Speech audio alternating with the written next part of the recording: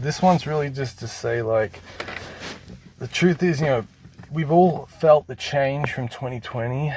People are kind of assholes now, and it's really annoying to deal with in society. But I think that us as people who are more evolved and more like spiritually developed have to be the bigger man or bigger woman, and you got to be the bigger man or woman in your own relationships, with your parents, with could be your workmates or your bosses or whatever, could be your siblings or family, your friends, whoever, right? And even in society, everyone wants to like spiritually cut each other off and like backstab and do all kinds of crazy stuff, because society is just in this like disarray, right? It's in this state of like everyone's just trying to take it for themselves. Everyone's in a rush. People are just it's like society lacks the yin, the negative, the like that water and earth, that just like peace and stability, right? Like in the past, things were more stable. Housing was more stable, like jobs and finances and all this stuff was a bit more stable. In today's world, it's like, geez, could I be homeless tomorrow? Could I lose my job? It's like, is my family gonna erupt? You see all this stuff on social media. It's like it's just people are just in disarray, right? But as a spiritually awoken person, you are able to see above it. You're able to have perspective. And the thing is, other people need to develop this perspective. We don't want to like coddle people and make them lazy and have to do all the work, but it's like you have to be a seer for the blind. You have eyes, other people are blind, right? In this kind of way. So again, just try to be the bigger man or woman in whatever situation it is. And again, it doesn't mean take crap. It doesn't mean tolerate an excessive amount. Sometimes being the bigger man or woman means disciplining. I'm thinking, give someone a whack on the ass. Not literally, but give them a metaphorical kind of whack over the head or the ass, to basically just say, don't be doing that, right? Because sometimes that's what it takes. It's discipline. But otherwise, sometimes it's like, instead of getting angry at people, instead of just like, oh well, they're an asshole, they should have done this, or like they didn't do this for me, or in the past this happened. It's like, to an extent, here's the thing. I'm not telling you to go back into bad relationships. I'm not even telling you to like forgive anyone. I'm not. If you want to do that, you can. Again, you can make the choice who to forgive, who not to forgive, who to be nice to, who not to.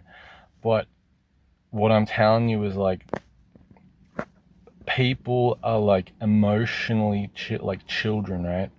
In society now, people are in this state of like fear, and just it's a lower level, root level consciousness, where you have to rise above it into like the group level and into like the mastermind level. But the group level's like, I take care of my tribe, I take care of society. If someone needs help, I help them, assuming you have the means and the resource and such. Because if you have more than someone else and you give them something, as like charity, then you help them, and then they can get back on their feet and help themselves.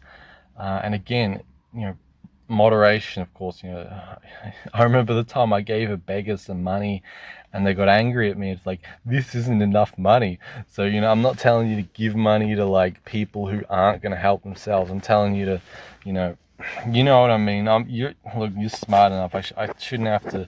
I'm That's the problem, is everything's made for like the common person. Everything's made for like the lowest common denominator, right? And I shouldn't be saying all this stuff. You know what I'm saying, right? You know what I'm saying. But yeah, really just be the bigger man, be the bigger woman.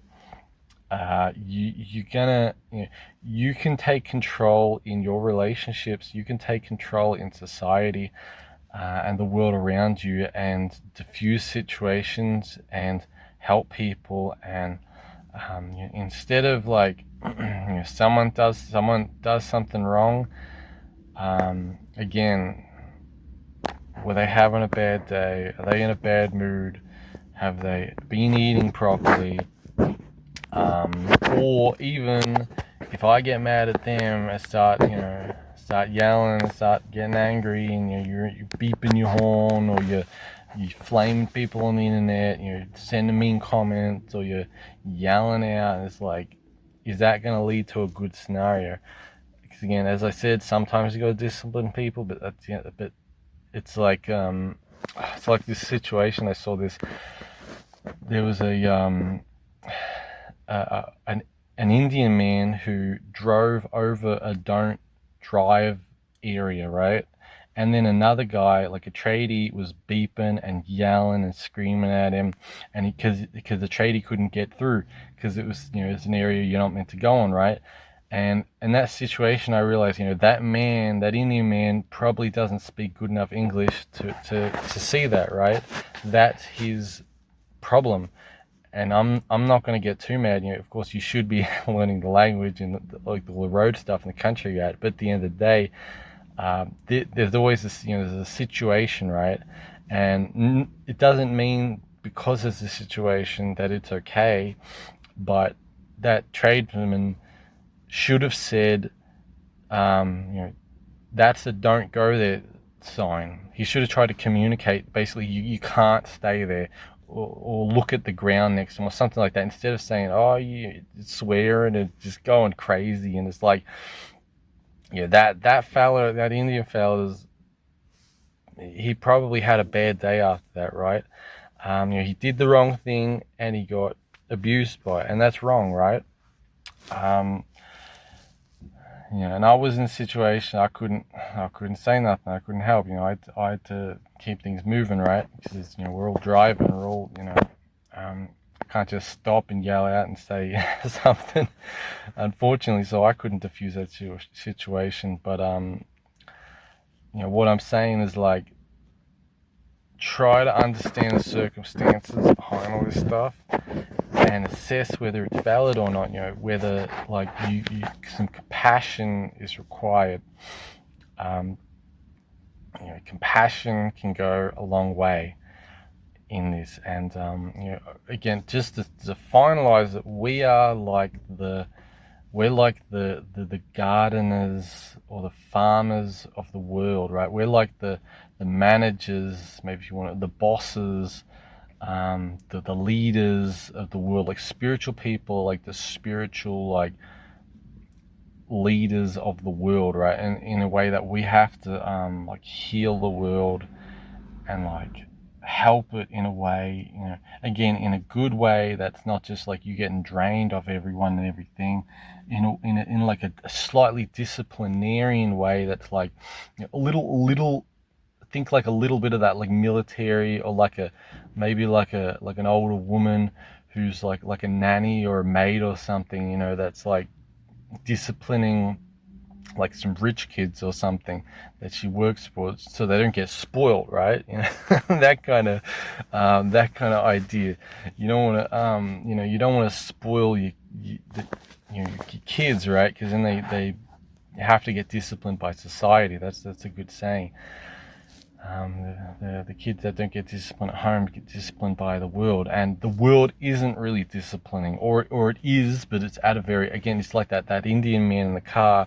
It's someone yelling and screaming and having like it's a very root chakra-esque disciplining. And we can be like, again, we can be the gardeners and the teachers and the directors and navigators of the world in a way that is positive instead of negative.